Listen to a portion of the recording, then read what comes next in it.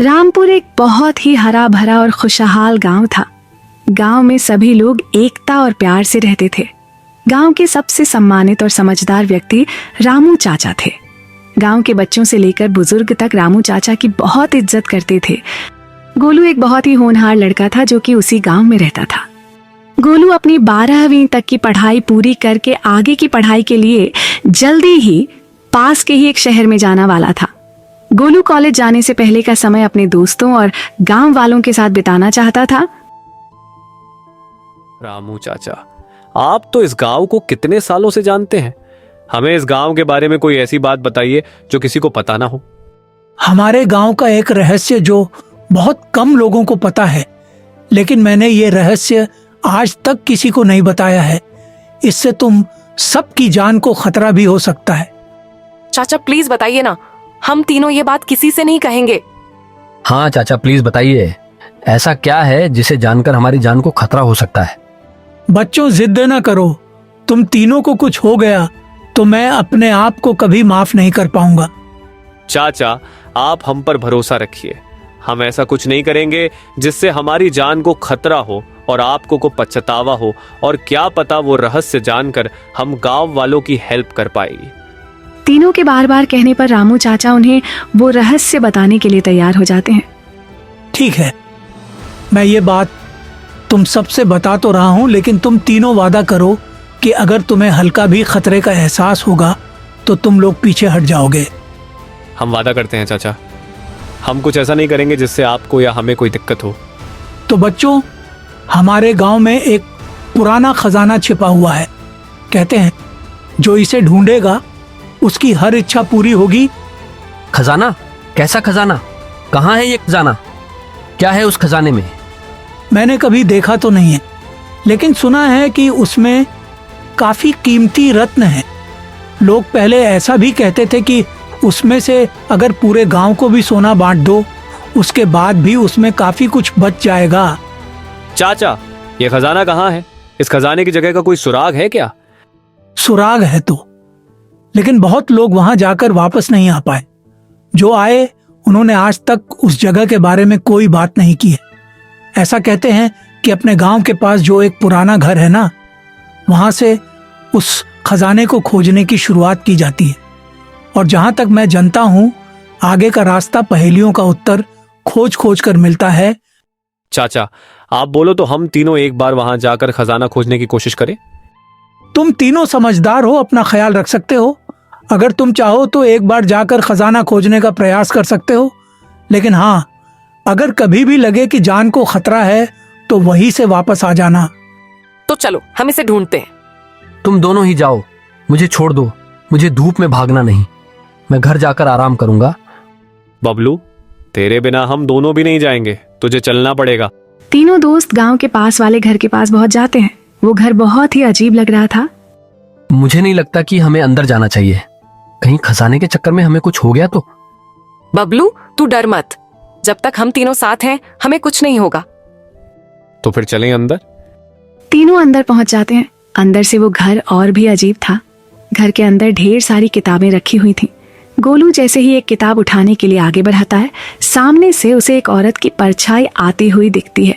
गोलू घबरा कर उस परछाई से पूछता है, कौन हो तुम? जैसे ही परछाई पर थोड़ी रोशनी पड़ती है, तीनों को समझ आता है कि ये और कोई नहीं, उनके गांव की ही डिम्पल मौसी हैं। मौसी, आप यहाँ कैसे? बेटा, मैं वही हूँ जिसके पास उस खजाने तक पहुँचने का रास्ता है। क्या आपको पता है खजाना कहाँ है? हाँ बेटा, मुझे पता है। तो आप हमें ले चलिए वहाँ, हमें भी देखना है कैसा खजाना है वो। बच्चों, ये आसान नहीं है। पहले तुम्हें मेरी दी हुई पहेली को सुलझाना पड़ेगा, उसके बाद ऐसे ही और पहेलियाँ मिलेगी। जब आखिरी पहेली सुलझा लोगे तो अपने आप ही तुम तीनों उस खजाने तक पहुँच जाओगे। अच्छा मौसी, आप पहली पहली बताइए। एक दिशा जहाँ सूरज छिपे, वहाँ नए रास्ते की उम्मीद जगे।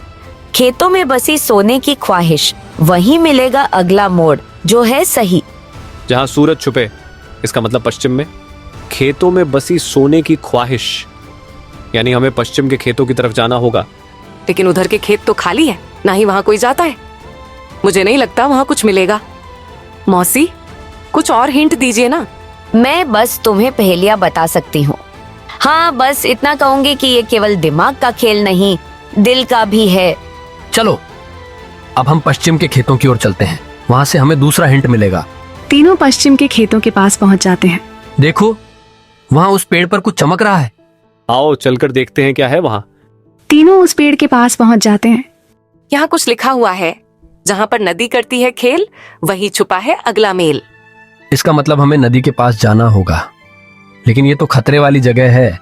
डरने से कुछ नहीं होगा, चलो चलकर देखते हैं। अगर ऐसा लगा कि हमें खतरा है तो हम वापस आ जाएंगे। तीनों क्लू के अकॉर्डिंग नदी किनारे पहुंच जाते हैं। वहां पर उन्हें एक सुनसान घर दिखता है। ये जगह डरावनी लग रही है। कहीं भूत वूत तो नहीं? देखो झोपड़ी के अंदर कुछ लिखा है, जहां नदियां मिलती हैं वहां अंधेरा गहराता है। ये तो संगम की बात हो रही है, लेकिन हम तो वहीं पर हैं। ध्यान से सुनो, झोपड़ी के पीछे से कुछ आवाज आ रही है। जैसे ही वो पीछे जाते हैं उन्हें एक गेट दिखता है। लगता है इसी दरवाजे के बारे में लिखा था उस पहेली में। तीनों अंदर पहुंच जाते हैं। अभी वो तीनों आसपास देख ही रहे होते हैं, तभी डिम्पल मौसी उनके सामने आ जाती हैं। तो तुम लोग यहाँ तक आ गए। अब समय है आखिरी पहेली सुलझाने का। खजाना छुपा है तुमसे बहुत पास, लेकिन उसे पाने का है एक खास राज। नहीं है कोई किला, नहीं है कोई दीवार, बस खोलना होगा एक दरवाजा। यही है तुम्हारा प्यार। मुझे लगता है कि हम उस खजाने के बिल्कुल पास है। बस इस घर का ही कोई दरवाजा है जो हमें उस खजाने तक पहुंचा सकता है। तभी चिंकी को वहां एक अजीब सी चमकदार चीज दिखती है। ये क्या है? शायद ये वही बटन है जिससे खजाने का दरवाजा खुल जाएगा। ऐसा सोचकर गोलू वो उस बटन पर हाथ रखता है। बटन दबाते ही एक दरवाजा खुल जाता है। उस रूम के अंदर खूब सारे सोने के सिक्के और रत्न रहते हैं। ये देखकर तीनों बहुत खुश हो जाते हैं। वाह, इतना सारा सोना। रुको, ये खजाना केवल उन्हीं के लिए है जो इसका सही इस्तेमाल करें। मतलब? ये खजाना तुम्हारे सारे सपनों को पूरा कर देगा, लेकिन इसका एक हिस्सा गांव के लोगों और जरूरतमंदों के लिए होगा। अगर तुम तीनों को ये मंजूर है तो ही ये खजाना तुम तीनों को मिल सकता है। तीनों इस बात से सहमत होते हैं। तुम्हारी परीक्षा अब खत्म हुई। ये खेल दिल का भी था। तुम तीनों ने गांव वालों की मदद के लिए खजाना देने का फैसला किया, इसीलिए ये खजाना तुम्हें मिला, वरना ये सब यहाँ से गायब हो जाता। तुम तीनों ने ये साबित कर दिया कि असली खजाना लोगों की मदद करना है। बच्चों, ये तुम्हारे चरित्र की परीक्षा थी। हाँ, इस खोज से हमें भी ये सीख मिली कि असली खजाना हमारी साहस और एकता है। कहानी की सीख, एकता और जरूरतमंदों की मदद करने से बड़ा खजाना और कुछ नहीं होता है।